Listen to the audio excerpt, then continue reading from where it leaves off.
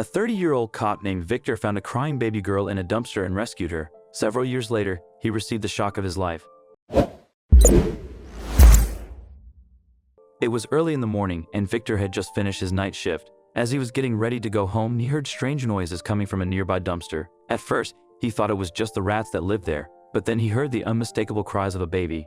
He quickly ran to the dumpster and was shocked by what he saw. There, lying in the dirt, was a baby girl wrapped in blankets, crying and kicking her little legs. Victor gently picked her up from the garbage and held her close until she stopped crying and started to smile. Her sweet smile, as she looked into Victor's eyes and tried to touch his face, melted his heart. In that moment, he felt a strong urge to protect and care for her as if she were his own.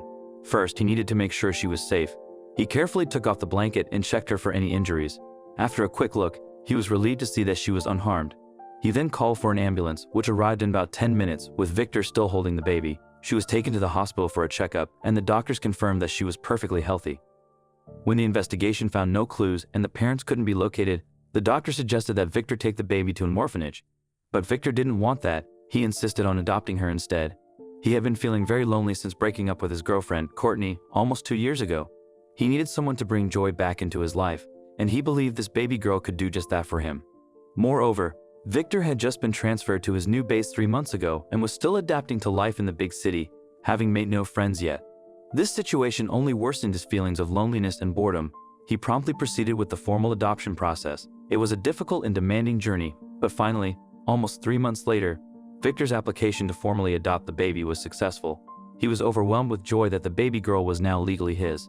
The medical test had also revealed that the baby girl was about 10 months old. Victor named her Zoe in honor of his late mother. From day one, Victor treated Zoe as his own biological daughter, showering her with love and care. Zoe was truly a bundle of joy for Victor, always smiling and fun to be with. She brought back a sense of purpose and meaning to his life.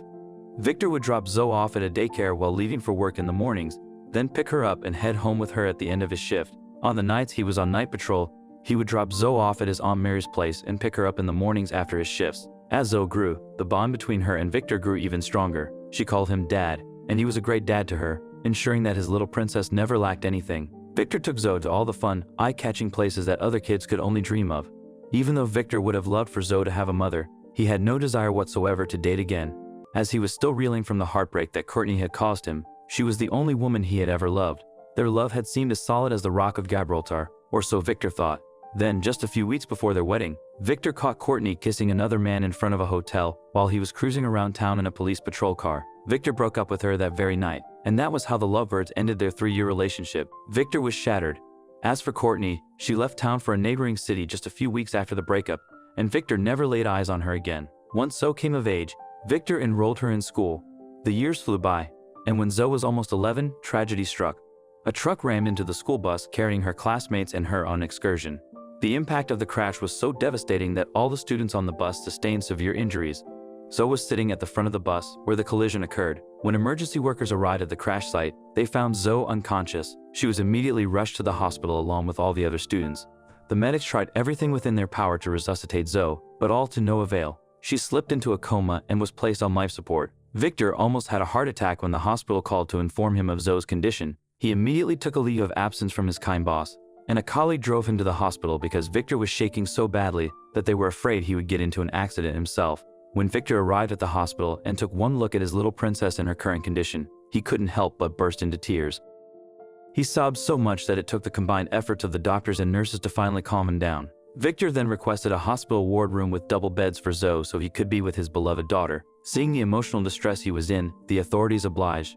Victor called his boss, who granted him a month's leave of absence given the circumstances, and dashed home to get a few personal clothes for himself and Zoe.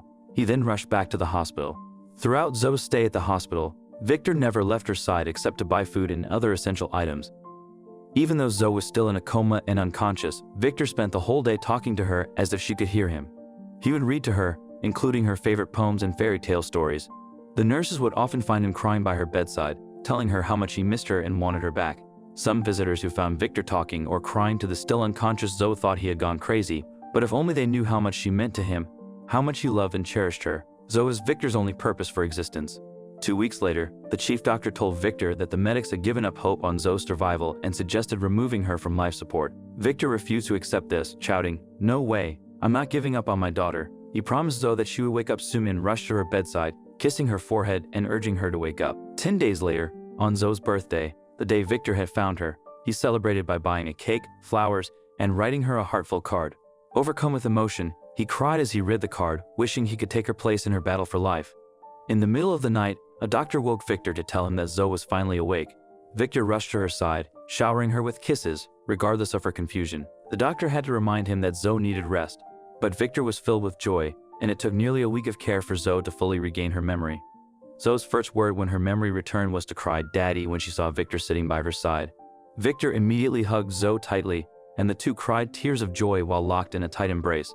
Zoe had to spend another full moon at the hospital before she was finally discharged. But she wasn't out of the woods yet. It took her almost a year to fully recover from the trauma, and through it all, Victor was there to take care of her like a newborn baby.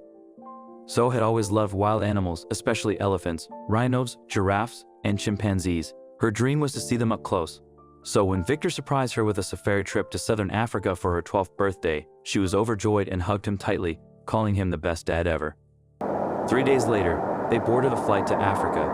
However, as they stepped off the plane, 6 police officers suddenly tackled Victor and handcuffed him, while 2 female officers took Zoe to a secure location.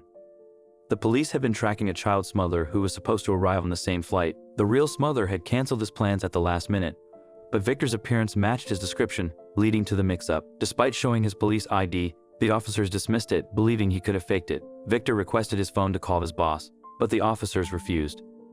The officers then bluntly asked Victor who the girl he was traveling with was.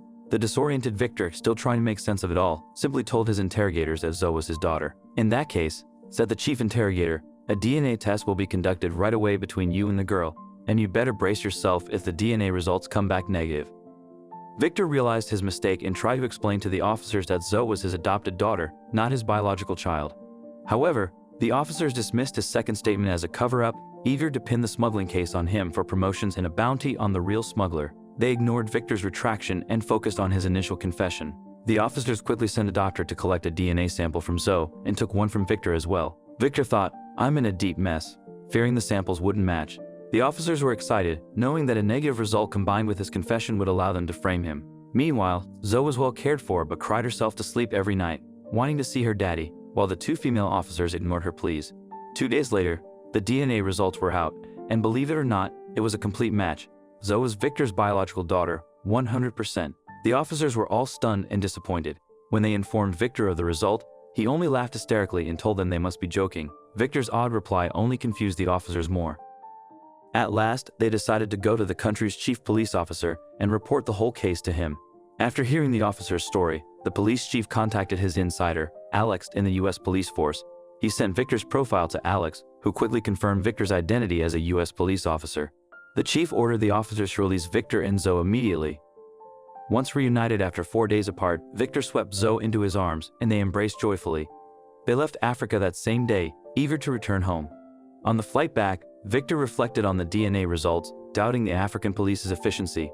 Upon returning to the US, he took Zoe for a DNA test, and 2 days later, the results confirmed she was his biological daughter. Victor was both shocked and relieved. He realized that Courtney, the only woman he had been intimate with, was 3 weeks pregnant with Zoe when they broke up. After leaving town, Courtney struggled with her pregnancy and eventually abandoned Zoe, leading Victor to find his daughter. When Victor returned home from the hospital, Zoe came rushing out to hug her beloved father as usual. Victor embraced her tightly and kept crying and screaming, "You are my own flesh and blood, my little princess."